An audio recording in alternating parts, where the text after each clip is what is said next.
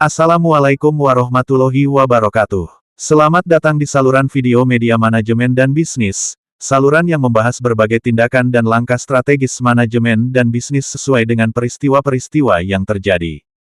Coba Anda bayangkan sebuah ruang rapat di lantai atas gedung pencakar langit. Kedap suara, dingin, dan penuh dengan layar monitor yang menampilkan data real-time. Di sana, para ahli tidak sedang membahas cara menyelamatkan dunia.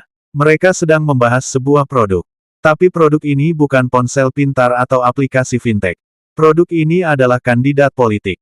Dan target pasarnya adalah Anda. Dalam sesi ini, kita akan menguliti strategi, arsitek bayangan, mereka yang mengubah demokrasi menjadi industri kebohongan yang sangat menguntungkan.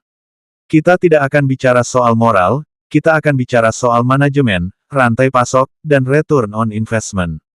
Mari kita mulai. Namun, sebelum kita masuk ke materi inti, kami mengingatkan kepada Anda agar nantinya memberikan saran, kritik, dan usulan melalui kolom komentar. Mari kita jadikan saluran ini sebagai wadah bertukar ilmu dan wawasan, sekaligus menjadi sarana untuk menghidupkan dan meramaikan saluran ini agar kami semakin semangat untuk dapat terus menyajikan konten-konten yang edukatif, berkualitas, dan bermanfaat. Dalam ilmu manajemen, supply chain memastikan bahan baku sampai ke tangan konsumen sebagai produk jadi. Industri kebohongan politik menggunakan prinsip yang sama. Mereka menyebutnya just-in-time propaganda. Pertama, ada tahap R&D atau Research and Development.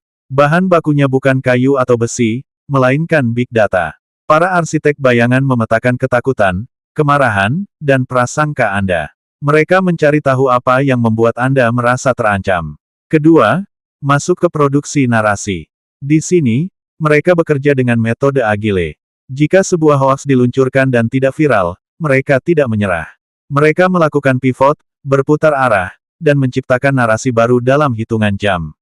Efisiensi adalah kunci. Terakhir, distribusi. Buzzer dan bot adalah armada logistiknya. Mereka memastikan, produk kebohongan ini sampai ke layar ponsel Anda saat filter kritis Anda sedang lemah, biasanya di jam istirahat atau larut malam.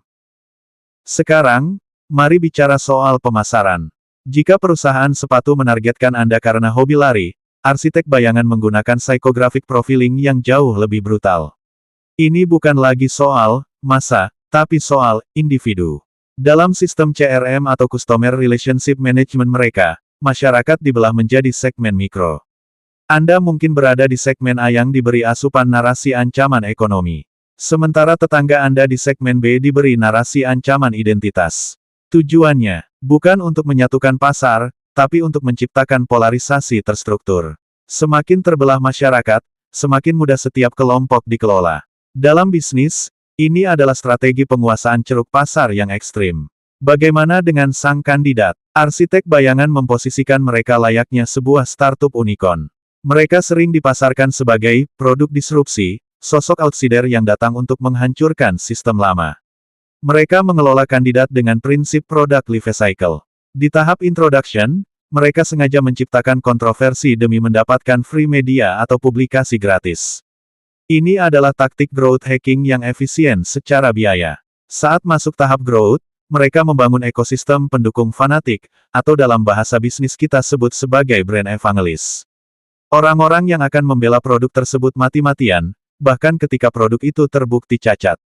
Apa yang terjadi jika kebohongan mereka terbongkar? Dalam manajemen risiko konvensional, perusahaan akan meminta maaf.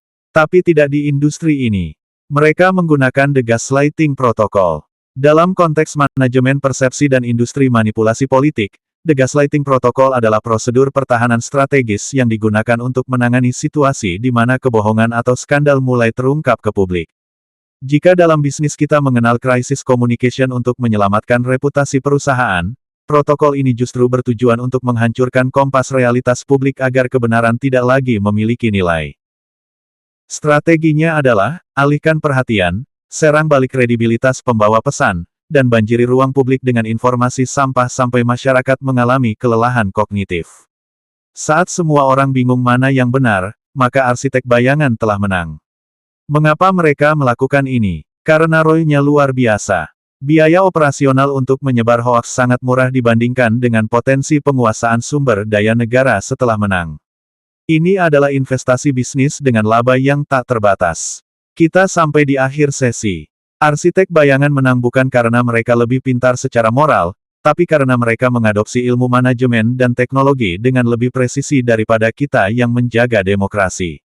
Lalu apa kabar baiknya? Sekarang Anda sudah tahu cara kerja pabriknya. Langkah pertama untuk melawan adalah dengan berhenti menjadi konsumen yang pasif. Lakukan audit strategis terhadap setiap informasi yang Anda terima.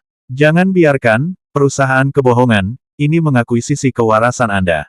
Kami dari Media Manajemen dan Bisnis, terima kasih telah mendengarkan. Tetaplah kritis, tetaplah berdaulat. Wassalamualaikum warahmatullahi wabarakatuh.